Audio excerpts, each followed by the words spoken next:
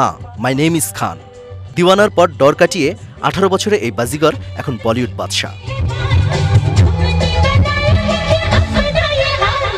কাভি হ্যাঁ কাভি না এই নিয়ে চলতে চলতে সারা পৃথিবী ঘুরে ডুপ্লিকেট ডন ঢাকার মঞ্চে।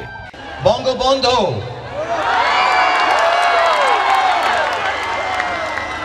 শেখ মুজিবুর রহমানের দেশে ভারতবর্ষের থেকে বয়ে এনেছি অনেক অনেক ভালোবাসা। मेरी माँ मुझे बताया करती थी सोनार बांग्ला के बारे में। काजी नजरुल इस्लाम जैसमुद्दीन इसानुर रहमान की शायरी सोने की है। স্টেডিয়াম পূর্ণ দর্শকের তাই দিল তো পাগল হ্যাঁ।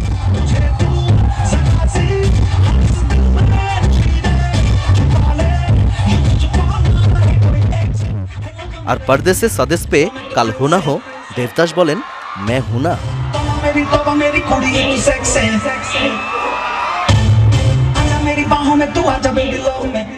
শুধু রাজু জেন্টলম্যান নয়, আরও ছিল সুইট বাঙালি রানী মুখার্জি।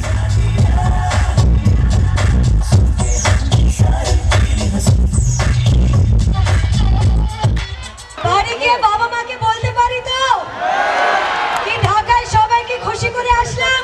ড্যাশিং অর্জুন রামপাল,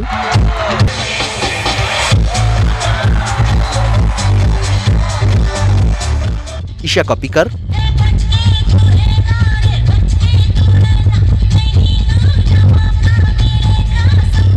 নীরাজ শ্রীধর, সবকিছু ছাড়িয়ে বারবার one and only real superstar Shahrukh Khan.